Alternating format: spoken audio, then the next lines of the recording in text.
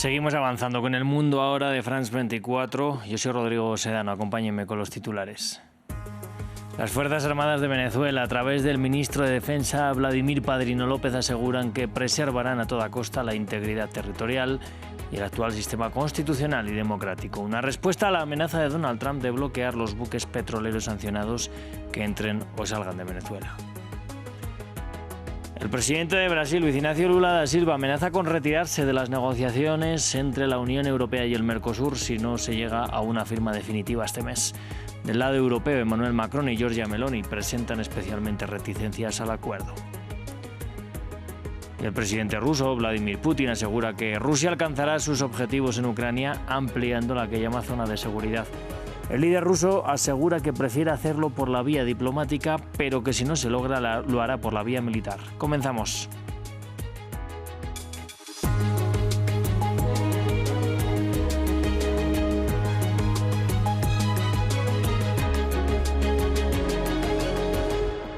Vamos a abrir este informativo con la mirada puesta en Venezuela. y las Fuerzas Armadas han asegurado a través de una carta del ministro de Defensa, Vladimir Padrino López, que preservarán a toda costa la integridad territorial y el actual sistema constitucional y democrático. Es la respuesta oficial a la amenaza de Donald Trump de bloquear los buques petroleros sancionados que entren o salgan de Venezuela. Padrino López ha tildado estas amenazas de burdas y soberbias. Nos amplía desde Caracas Daniela Zambrano. La administración de Nicolás Maduro acusó al presidente Donald Trump de violar el derecho internacional, el libre comercio y la libre navegabilidad al anunciar un bloqueo de los buques petroleros que entren y salgan del territorio venezolano que estén sancionados. A través de un comunicado, el gobierno venezolano calificó el anuncio como una amenaza grotesca, temeraria y grave y advirtió que denunciará el caso ante la Organización de Naciones Unidas. Incluso, Nicolás Maduro sostuvo una llamada con el secretario general de la ONU para hacer formalmente el reclamo. La estatal Petróleos de Venezuela también emitió un comunicado en el que niega el impacto del bloqueo petrolero anunciado por Estados Unidos y asegura que las exportaciones de crudo y sus derivados se desarrollan con normalidad y que sus buques se mantienen operativos. El ministro para la Defensa de Venezuela, Vladimir Padrino López, calificó de delirantes e incoherentes las declaraciones de Trump, quien acusó a Venezuela de robar su petróleo cuando el petróleo subyace en territorio venezolano y cuestionó la inacción de organismos internacionales. También aseguró que la Fuerza Armada preservará a toda costa la integridad territorial del país. Según el portal digital Axios, el gobierno estadounidense monitorea 18 buques petroleros que están bajo sanciones de Washington y que estarían en aguas venezolanas. La Asamblea Nacional, controlada por el oficialismo, realizó una sesión extraordinaria para repudiar la acción de la administración de Donald Trump. Desde el despliegue militar de Estados Unidos en el Caribe se han destruido 25 embarcaciones, tras las cuales 95 personas han resultado fallecidas. Y en medio del aumento de las tensiones entre Estados Unidos y Venezuela por esos ataques contra lanchas acusadas de narcotráfico en el Caribe y en el Pacífico, el gobierno de México hizo también un llamado urgente. La presidenta Claudia Sheinbaum pide a las Naciones Unidas evitar lo que denominó como derramamiento de sangre. El secretario general de la ONU, Antonio Guterres, se limitó a pedir moderación y una desescalada a ambos países. Habló también con Nicolás Maduro, a quien le trasladó ese mismo mensaje. Por su parte, el mandatario brasileño, Luis Inácio Lula da Silva, mostró preocupación por la situación de la región. Quiero decirles que estoy preocupado por América Latina. Estoy preocupado por las actitudes del presidente Trump hacia América Latina, las amenazas. Ya saben, estoy preocupado. Vamos a tener que estar muy alerta. Vamos a tener que prestar mucha atención a este tema. Mauro, si viajas, no te vayas lejos. Vamos a quedarnos aquí porque, quién sabe, podríamos necesitar hablar con alguien y yo estaré aquí en Brasil. Yo mismo viajaré a algún lugar muy cerca. También Luis Inácio Lula da Silva presiona a los líderes europeos para que se firme esta semana el acuerdo entre la Unión Europea y el Mercosur. Lula asegura que si no se llega a un consenso este mismo mes, se va a retirar de las conversaciones y no volverá mientras sea presidente de Brasil. Especialmente Francia e Italia muestran reticencias y piden aplazar la firma. Anteriormente hablábamos con Ignacio Bartesalli, el exdirector del Instituto de Negocios Internacionales de la Universidad Católica del Uruguay. Nos contaba por qué el acuerdo es tan importante para Lula. Buenas tardes, con todo gusto. se está jugando mucho porque Lula apostó a la cohesión del Mercosur y está también en una situación bastante incómoda en el liderazgo regional por Milei. Y un Milei en Argentina que se acerca a Estados Unidos y que anuncia un acuerdo comercial con Estados Unidos, un Uruguay que también anuncia su inicio de negociaciones con el CPTPP. Entonces Lula quiere mantener la cohesión del Mercosur y para eso había apostado a que iba a lograr cerrar, o mejor dicho, firmar el 20 de diciembre el acuerdo con la Unión Europea, que bueno, que está atravesando muchas dificultades en Europa en este momento para que el Consejo finalmente dé el ok, ¿no? Sin lugar a dudas que en términos de industria y servicios se ve beneficiado más la Unión Europea que el Mercosur. El Mercosur gana algo en agrícola, pero allí ahí están las cuotas, está también la salvaguardia agrícola que fue enviada por la Comisión Europea al Consejo y al Parlamento y que en el día de ayer el Parlamento aprobó incluso una salvaguardia agrícola reforzada. Quiere decir que realmente tiene todos los instrumentos para defenderse de un eventual crecimiento de las exportaciones agrícolas de Mercosur a Europa. Así que no se entiende lo que está ocurriendo, no tiene que ver con el Mercosur, tiene que ver con una agenda propia de la Unión Europea, con problemas fiscales en el caso de Francia, en el caso de Italia, con las discusiones que se tienen en otros puntos de la agenda de la Unión Europea y bueno, ese no apoyo de Meloni hace que Francia logre el país que estaba necesitando y la población que estaba necesitando para bloquear el acuerdo. Seguimos también en América Latina porque Estados Unidos informó que su Fuerza Aérea desarrolla una operación temporal en la ciudad ecuatoriana de Manta junto a la Fuerza Aérea del país latinoamericano. Manta fue por años el lugar donde se situó hasta 2009 una base militar estadounidense. Ahora el anuncio llega en un contexto político tenso, apenas un mes después de que los ecuatorianos rechazaran en referéndum la vuelta de las bases extranjeras. Nos lo cuenta nuestra corresponsal Carolina Mela. Un contingente de personal militar de la Fuerza Aérea de Estados Unidos ha llegado a Ecuador para llevar a cabo una operación temporal. La noticia fue confirmada mediante un comunicado de la embajada estadounidense, aunque los aviones militares llegaron al país desde el lunes pasado. Según el presidente Daniel Noboa, esta operación forma parte de una estrategia bilateral de seguridad pensada a largo plazo y que va a permitir identificar y desarticular las rutas del narcotráfico. El personal llegó a las instalaciones de la Fuerza Aérea Ecuatoriana en Manta, que es una ciudad costera clave, donde Estados Unidos ya mantuvo una base militar durante 10 años.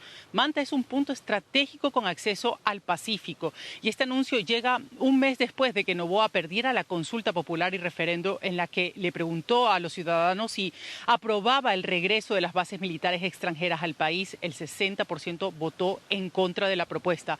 En realidad, esta cooperación militar entre ambos países era posible desde el año 2023 sin necesidad de una reforma constitucional como pretendía Noboa, porque en ese año el expresidente Guillermo Lasso firmó 3 acuerdos con Estados Unidos, uno de los cuales incluye asistencia e interceptación aérea de naves sospechosas que podrían estar involucradas con el tráfico de drogas. La llegada de militares de Estados Unidos a Ecuador llega en un momento crucial. Políticamente, el gobierno intenta recuperarse de la derrota sufrida en la consulta popular y el presidente Noboa ha optado por estar más tiempo fuera del país, que además está desbordado por la violencia. Para finales de noviembre ya había superado las 8.300 homicidios, lo que convierte al año 2025 como el más violento de su historia.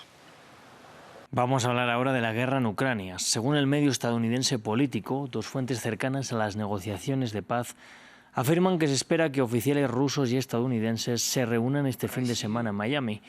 Ucrania había confirmado anteriormente que enviaría también a representantes a este encuentro apoyando los renovados esfuerzos de la Casa Blanca.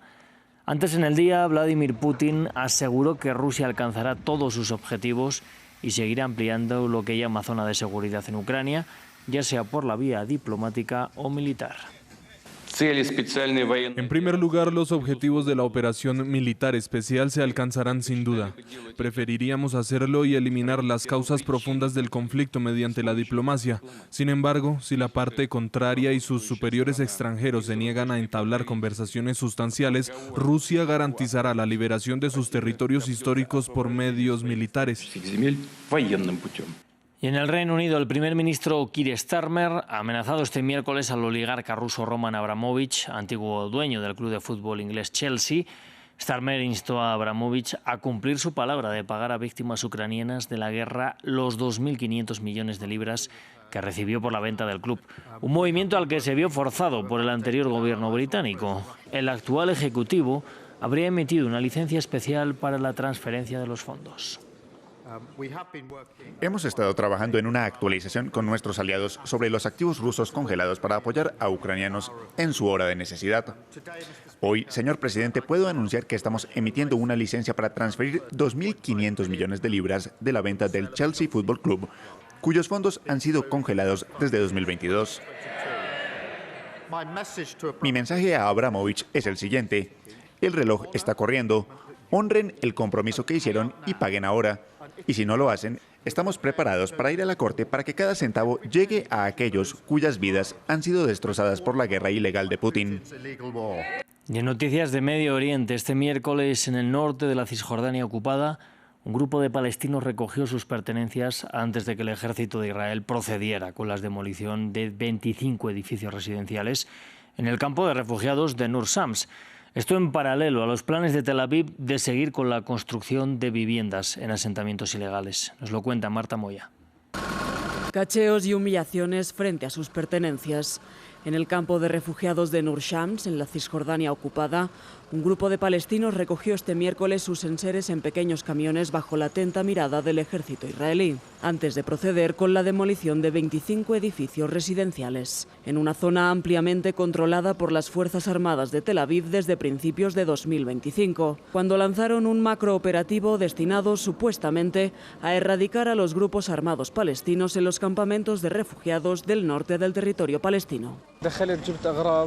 Vine aquí para recoger algunas de mis pertenencias de la casa, pero la encontré completamente destruida. No nos dejaron nada, ni ventanas, ni puertas, ni armarios, ni nada. No hay nada habitable en la casa. Cuando terminen de demoler 25 edificios, empezarán a demoler otros. Fuimos al barrio de Manchilla, donde vivo, y no vi ninguna casa en pie. Quizá una o dos parcialmente, pero ya no eran habitables. Un barrio entero sin una sola casa. Nadie puede vivir en Manchilla, ni siquiera en el propio campamento que está destruido. En paralelo, Israel avanza con sus planes de construir 9.000 unidades de vivienda en el asentamiento ilegal de Calandilla, en Jerusalén Este. Un plan similar al E1, que busca de facto dividir físicamente el territorio palestino, con miras a evitar un eventual Estado palestino. Las operaciones en Cisjordania se han multiplicado desde octubre de 2023, creando el mayor desplazamiento de población civil desde 1967, según Naciones Unidas. Y la vida nocturna es parte de la identidad de la ciudad de Buenos Aires, la capital argentina, una metrópolis que vibra cuando cae el sol. Y en un país de alta polarización política, la necesidad de encuentro y pertenencia también se traslada a esa intensa noche porteña. Las tribus libertarias, seguidoras del presidente Javier Milei, tienen sus espacios, también los tienen del otro lado el peronismo. Para mostrarnos cómo son, nuestro corresponsal en Argentina, Natalio Cosoy, fue a estas reuniones y nos envió el siguiente reporte. Un espacio para conectar. Eso quiso construir Flora Crestanelo, organizadora de La Orden, un encuentro libertario mensual que tuvo como objetivo original trasladar los vínculos virtuales a la presencialidad. Había mucha comunidad en Twitter, en redes, y quería que nos conozcamos y que nos juntemos. Y había muchas historias de no conozco a nadie con esta ideología o en mi círculo no tengo a nadie y bueno, nos empezamos a juntar. Mariela viene a los encuentros desde que comenzaron con un objetivo. Relacionarte con personas que no te juzguen automáticamente por determinadas opiniones que tenés. Nos juntamos, charlamos, no solamente de política, de hecho hablamos mucho más de, no sé, anime, de deportes, de las cosas que nos gustan. Del otro lado del arco ideológico, La Altanera es una fiesta que rinde homenaje a Eva Perón y busca dar un aire fresco a lo político. Uno puede conectar con la política no solamente desde el lado de lo discursivo, de escuchar al político, de leer, de discutir, sino también de poder celebrar. El peronismo es hoy oposición. Para sus partidarios, estos son también espacios de contención.